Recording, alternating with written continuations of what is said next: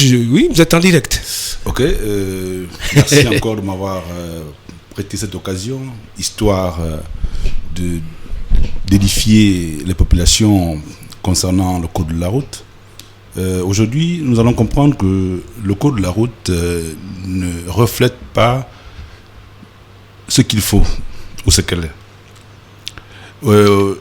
Nous allons un tout petit peu revisiter la définition du code de la route. C'est une méthode pédagogique qui permet aux usagers de connaître les règles de circulation pour mieux assurer la sécurité de tous. À cela, nous allons comprendre que sur nos différentes routes, le code de la route ne reflète pas son image. Et nous allons préciser ici que tout conducteur, dès qu'il prend la décision de partager la voie publique, son titre n'est plus valable. Ça veut dire quoi? Si je suis président de l'Assemblée, lorsque j'emprunte la voie publique, je ne suis plus président de l'Assemblée. Je suis un usager de la route. Je devrais respecter le code de la route au même titre que les autres usagers. Ce qui fait que les hautes autorités, lorsque ces autorités veulent être protégées, ils doivent être accompagnés des agents, des forces de l'ordre. Un cortège organisé. Voilà, parce que l'agent annule et remplace toutes les signalisations. Or, nous allons comprendre aujourd'hui que la plupart des conducteurs, lorsqu'ils sont sur la chaussée ou sur la route, autant pour moi, c'est l'amalgame. C'est pourquoi nous allons interpeller, par cette occasion, les autorités de veiller un peu à la limitation des vitesses. On s'intéresse plus aux arrêts gênants ou au stationnement gênant, mais la vitesse excessive qui engendre beaucoup d'accidents aujourd'hui n'est pas considérée. Voilà pourquoi nous avons sollicité la voie de la cité afin de ramener les conducteurs à la responsabilité. C'est pourquoi nous avons commencé par définir le code de la route. Parce que dans cette définition, il y a une sécurité. La sécurité, c'est le fait de ne pas gêner les autres et ensuite on ne sera jamais gêné. Nous allons un tout petit peu comprendre ces petites parties.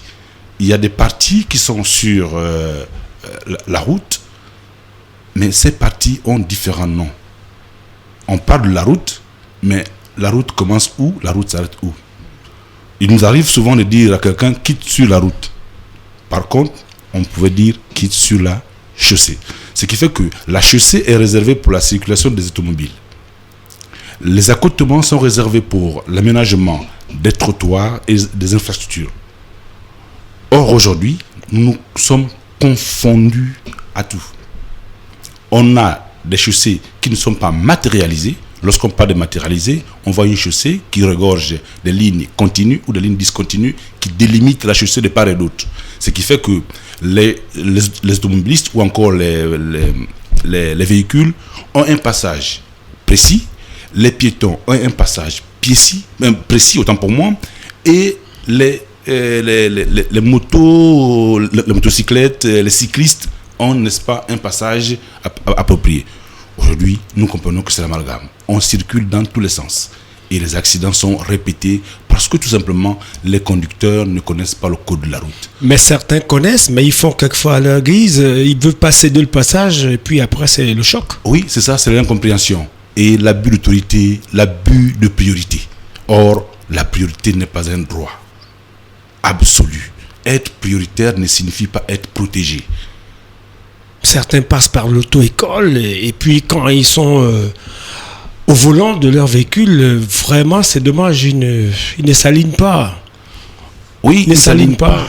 Et il y a quelque chose qu'il faut quand même comprendre aujourd'hui, c'est que beaucoup ne s'intéressent pas au code de la route. C'est parce que sur les voies ou sur les voies publiques, on ne tient pas compte du code de la route. Et je sollicite la bonne foi des autorités afin que les agents soient aussi mieux édifiés au code de la route. Parce que je suis technicien et je suis en même temps taximan. J'ai un taxi-gab.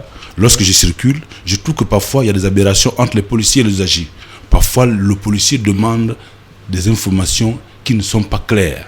Le policier précise des informations qui ne sont pas commode.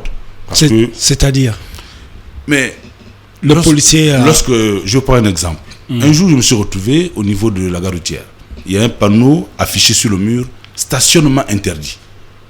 Mais si je suis en arrêt, je ne suis pas stationné. Donc le code précise que à côté, ou on va dire quoi, à proximité d'un panneau. Mais là, il faut nuancer. Hein. Bien sûr. Il y a le panneau stationnement interdit. Bien sûr, il y a l'arrêt et le stationnement. Là, le code précise.